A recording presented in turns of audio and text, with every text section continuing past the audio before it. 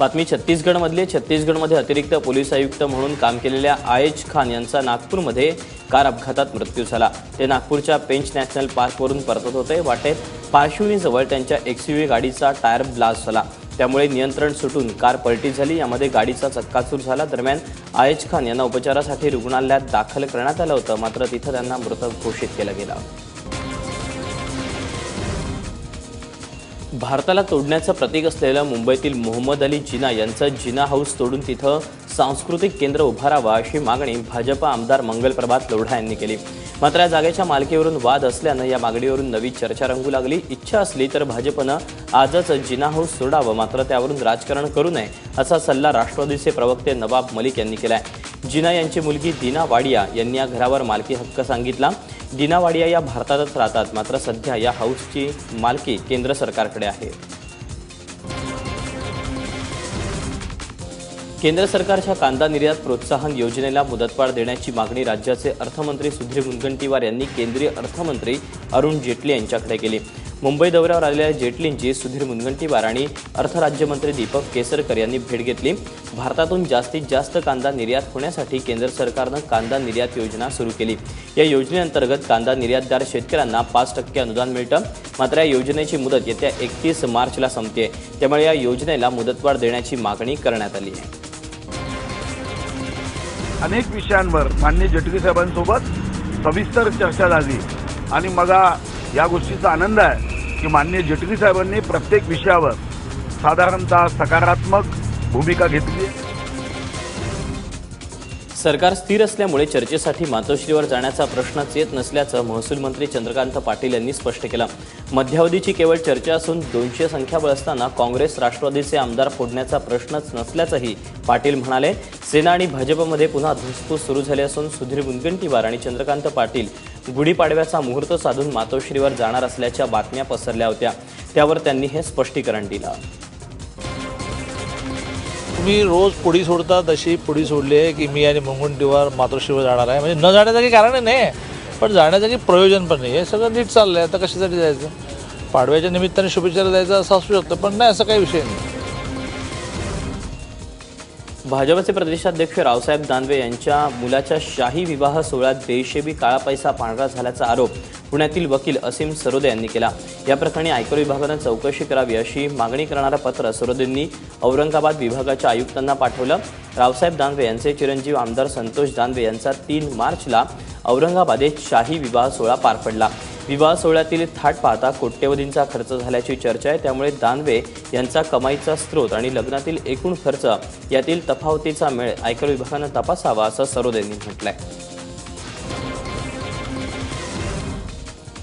पिकाला अपेक्षित भाव मिळत नसल्यानं निराश झालेल्या नागपूरच्या कुही तालुक्यातील शेतकऱ्यांना आपल्या मिरचीच्या पिकावर ट्रॅक्टर फिरवला आणि नंतर ते पीक जाळून टाकलं।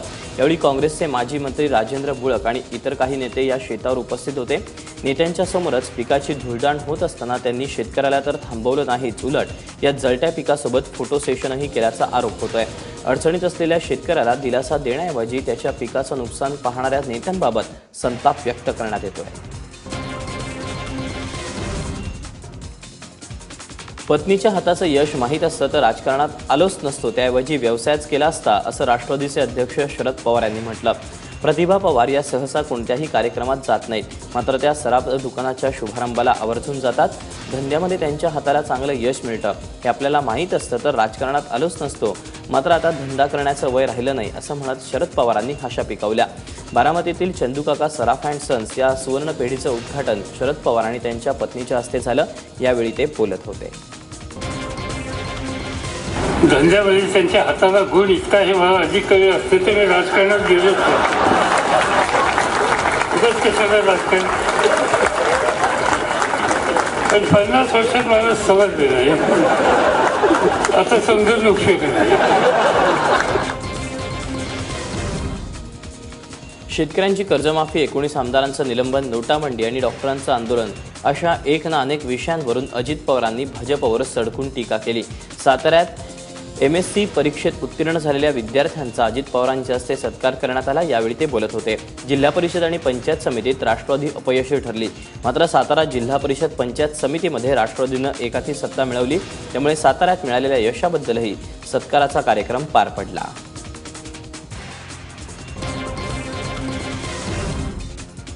सहकार मंत्री सुभाष देशमुख यांनी राज्यातल्या शिक्षण व्यवस्थेचे वाभाडे काढले। वारकरी शिक्षण संस्थेला 100 वर्ष पूर्ण झाल्याच्या निमित्तानं ते आळंदीत बोलत होते।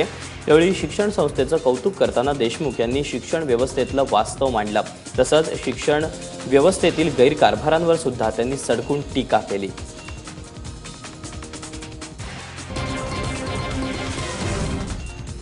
कर्जमाफीबद्दल सरकार सकारात्मक असून योग्य वेळी कर्जमाफी केली जाईल असं आश्वासन कृषी मंत्री पांडुरंग फुंडकर यांनी दिलं। गारपीटग्रस्त शेतकऱ्यांसाठी 1600 कोटी विमा आणि मराठवाड्यासाठी 4000 कोटींचं पॅकेज दिल्याचं सांगत त्यांनी कर्जमाफीच्या मसुद्याला बगल देण्याचा प्रयत्न केला। परभणीतल्या वसंतराव नाईक मराठवाडा कृषी विद्यापीठाच्या दीक्षांत समारंभानंतर ते बोलत होते। कर्जाच्या प्रत्येक पैशाला किंमत असते। कर्जाचा योग्य वापर केला तर तुम्ही यशस्वी उद्योजक व्हाल, त्यामुळे कर्जाच्या पैशाचा योग्य वापर करा असं मत मुख्यमंत्र्यांनी व्यक्त केलं। ते नागपुरात 3 दिवसीय रोजगार मेळाव्यात बोलत होते। महापालिका आणि युथ एम्पॉवरमेंट संस्थेच्या वतीनं या रोजगार मेळाव्याचं आयोजन करण्यात आलं। केंद्राच्या मुद्रा योजनेअंतर्गत युवकांना उद्योग उभारण्यासाठी कर्ज मिळतंय, मात्र हे कर्ज फेडायचं विसरू नका अशी आठवणही मुख्यमंत्र्यांनी करून दिली। 29 मार्चला होणाऱ्या संघर्ष यात्रेची रूपरेषा काँग्रेस नेते विजय वडेट्टीवार यांनी जाहीर केली। ते चंद्रपुरात पत्रकारांशी बोलत होते। संघर्ष यात्रेत काँग्रेस, राष्ट्रवादी, शेतकरी कामगार पक्ष, MIM, समाजवादी पक्ष यांच्यासह सर्वच विरोधी पक्षाचे आमदार सहभागी होणार असल्याची माहिती वडेट्टीवार यांनी दिली। विरोधी पक्षातील जवळपास 92 आमदार या आंदोलनात सामील होणार आहेत। पळसगाव जाट इथे काही दिवसांपूर्वी आत्महत्या करणाऱ्या बंडू करकाडे या शेतकऱ्याच्या कुटुंबियांची हे सर्व भेट घेऊन संघर्ष यात्रेला सुरुवात करणार आहेत। ज्येष्ठ समाजसेवक अण्णा हजारे यांनी सनदी अधिकाऱ्यांवर टीका केली। सनदी अधिकाऱ्यांनी ठरवलं तर ते देश बदलू शकतात, पण बदल्यांना घाबरून अधिकारी सरकारचं ऐकतात असं अण्णांनी म्हटलं। सैन्यात असताना अण्णांची ही बदली झाली होती। अधिकाऱ्यांसोबत वादविवाद झाले होते, पण बदलीचा विचार न करता काम केल्यास देश बदलायला वेळ लागणार नाही असंही अण्णांनी म्हटलं।